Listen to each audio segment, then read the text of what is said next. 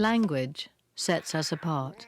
Other animals communicate, but they don't have anything approaching the sophisticated grammar of human languages.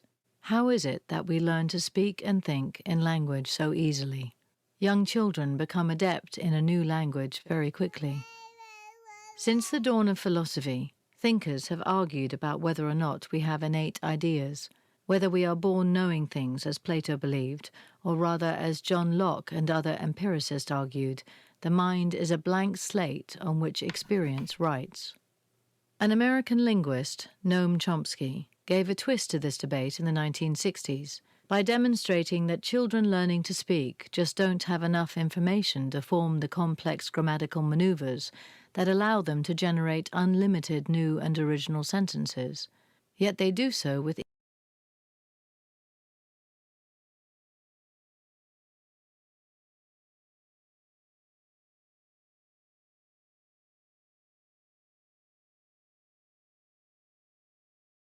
Chomsky's hypothesis was that there are inborn structures in our brain, what he called a language acquisition device, or LAD, which gives us a natural propensity to organize the spoken language that we hear in various grammatical ways.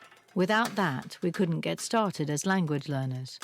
If he's right, language structure is hardwired as a kind of universal grammar. Our slates have been written on before we emerged from the womb.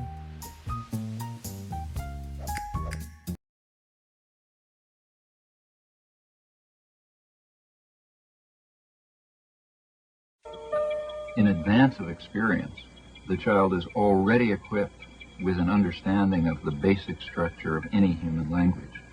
So we know, even in advance of inquiry, that there's going to be a fundamental invariant core to language. Linguists have come to use the term universal grammar.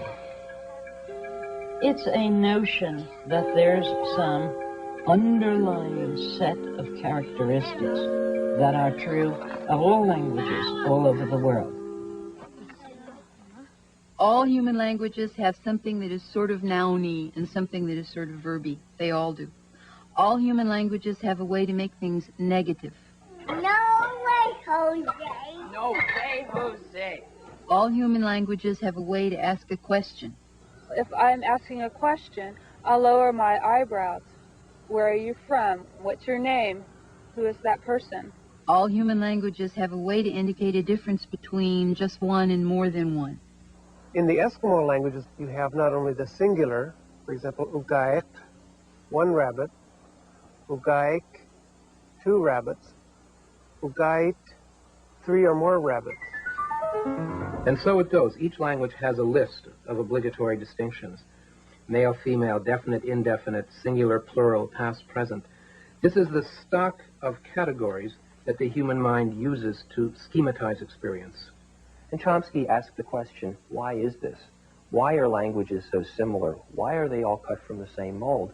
And his answer was, there are fixed invariant principles, fixed invariant structural principles, which are simply part of the human biological endowment and that determine what counts as a human language. It's because the human brain is pre-wired to accept only certain kinds of languages, and that the grammatical properties of the languages of the world have those properties that they do because the human mind has those properties.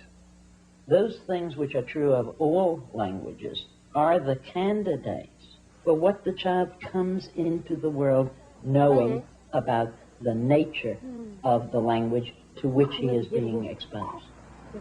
The child might very well have a plan for what is a possible rule in a human language. So languages can have verbs then objects or objects then verbs, but those are two possibilities that every language has one or the other of. And the child can simply worry about which of those two versions his language has.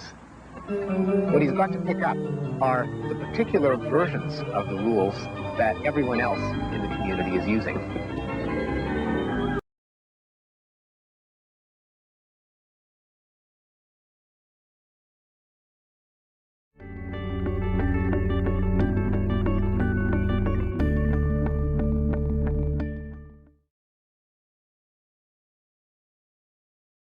as in most sciences, especially the human sciences, almost every major question is open. So for example, take the question of the two obvious questions. One is, how come there are any languages at all? I mean, a second question is, why are there apparently so many? These are pretty elementary questions, but they're sensible questions. Roughly, say, 100,000 years ago, which is almost nothing in evolutionary time, the questions couldn't be raised because there weren't any languages. You know, maybe 200,000, but roughly that area. So it's a sensible question. One is the question, how did languages suddenly emerge in the evolutionary record? And it's pretty sudden by in evolutionary framework, you know, the amount of time involved. And then how come they proliferated? How come there isn't just one? Well, there's steps towards answering that. There's progress, I think. My own view, I should say, is pretty idiosyncratic. It's not widely held.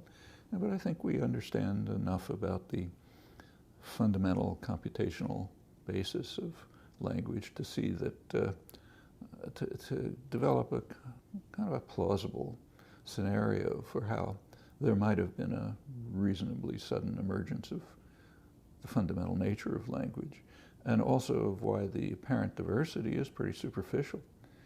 So that if, say, a Martian was looking at humans the way that we look at, say, frogs, the Martian might conclude that there's fundamentally one language with minor deviations. And I think we're moving towards an understanding of how that might be the case, and it is pretty clear that it has to be the case. The time of development is much too shallow for fundamental changes to have taken place. And we know of no fundamental changes. So a child from a hunter-gatherer tribe and Stone Age tribe in, say, the Amazon, brought to Cambridge and raised here will go on and become a quantum physicist at MIT. There's no known differences in relevant cognitive capacities. So there's something fundamentally the same about all of us, and it's whatever emerged pretty recently. And we have to work out to show that the enormous apparent variety is a kind of superficial variation, and also to explain how it might have suddenly appeared in the evolutionary record.